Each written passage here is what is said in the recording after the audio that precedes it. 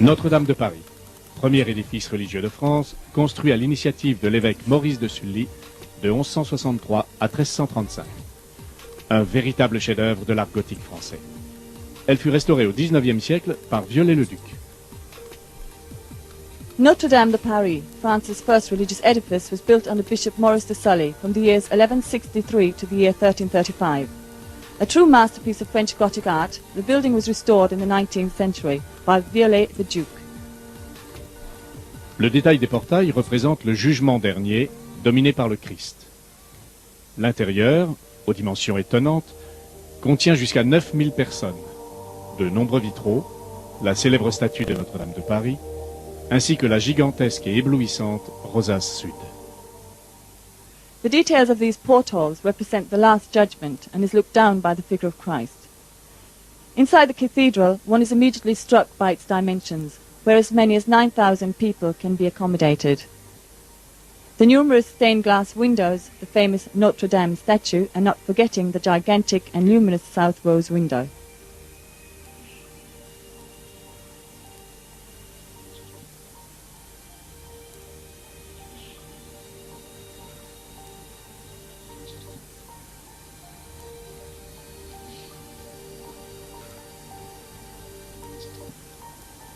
Sur le parvis, une plaque de bronze indique le kilomètre zéro des routes de France. On the parvis, a bronze plate indicating the 0 mile for all the country's roads. Le quai Montebello, toujours animé par les fameux bouquinistes. On y trouve des livres et des gravures anciennes ou modernes. The colourful Montebello quay, always so full of animated life. The Bouquinist, famous seller of prints old and new, where rare and curious books can be found. Sur la majestueuse colline de Montmartre, la basilique du Sacré-Cœur, érigée en 1876 par Abadie et Magne. Un mélange de style roman et byzantin caractérise cet édifice. Le campanile, de 84 mètres de haut, cache une des plus grosses cloches du monde, 19 tonnes, appelée la Savoyarde. Standing majestically on the top of the Montmartre hill, Sacré-Cœur was erected in 1876 by Abadie and Magno, designed in a curious style which is a mixture of Romanesque and Byzantine. On the back part, a square bell tower, 275 feet high, contains the famous Savoyarde. Au-dessus du portique aux 3 arcades se trouvent les statues de Saint-Louis et de Jeanne d'Arc. Above the porch with the 3 arches is found the statues of Saint Louis and Joan of Arc.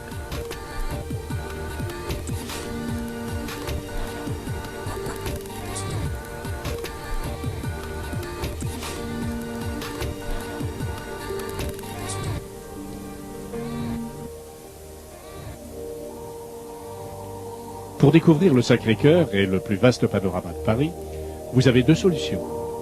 Le funiculaire au pied de la butte, près du marché Saint-Pierre, ou escalader les interminables marches de la butte Montmartre. Bon courage! To discover the Sacré-Cœur and the vast panoramic view of the city and its surrounding areas extending for miles, you have 2 solutions. The cable railway found at the Saint-Pierre market, or down the stairs. Good luck! Nous sommes sur la place du Tertre. Ce sont des artistes. Ils immortaliseront votre portrait sur une toile en quelques minutes. Here we are at the Place du Tertre. These are the artists who will recreate your portrait on a few square inches of canvas to immortalize you.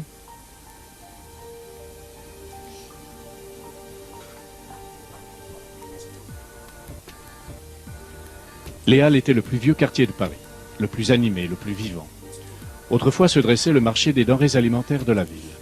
Aujourd'hui, d'après l'œuvre de Vasconi et Pinkrich, on peut dire que le Forum des Halles offre tout. Boutiques, lieux de loisirs, cafés, restaurants. Les Halles, the oldest district of Paris, is also the liveliest and most vivacious, once described as the belly of Paris. Today, after Vasconi's and Pankrich's masterpiece, one can say that the Forum has everything: shops for clothes, places of entertainment, cafes and restaurants.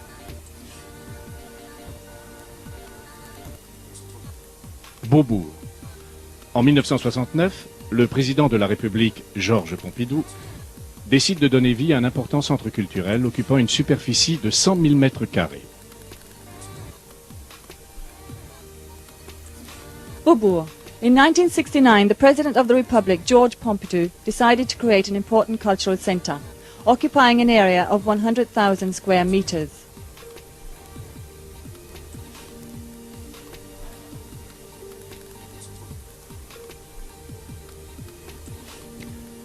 L'origine du Louvre remonte à la fin du XIIe siècle, construit à l'initiative de Philippe Auguste, qui souhaitait protéger la rive droite de Paris avant son départ en croisade.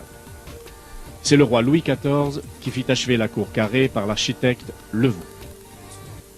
En 1791, l'Assemblée nationale décida la création d'un musée, le Palais du Louvre, ce que le roi Henri IV avait toujours espéré. Ce n'est qu'en 1981 que le Palais du Louvre sera exclusivement consacré à la culture et deviendra ainsi le plus grand musée du monde sur 55 000 mètres carrés d'exposition et un catalogue de 400 000 pièces. The origin of the Louvre dates back to the end of the 12th century. Built by order of Philippe Auguste, the king wished to protect the right river bank of Paris before departing on his crusade. It was King Louis XIV who completed the cour carrée by the architect Levau. In 1791, the National Assembly decided to create a museum, Le Palais du Louvre. This is what Henry IV had always wanted, with its 55,000 square meters, cataloguing 400,000 objects. Elle est haute de 21 mètres, large de Whilst 34 inside, mètres do not miss et La pèse Venus de 200 Milo, tonnes. La Victoire de Samothrace, and the Mona Lisa by Leonardo da Vinci.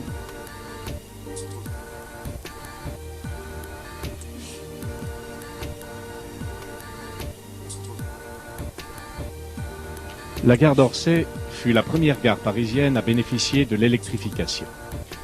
C'est en 1977 qu'un conseil des ministres transforme la gare et son hôtel en musée consacré uniquement à la création artistique de la seconde moitié du XIXe siècle. À l'intérieur, toutes les collections proviennent du musée du Louvre, du musée du Jeu de Paume et du musée d'art moderne. Peinture, sculpture, objets d'art, cinéma et art graphique.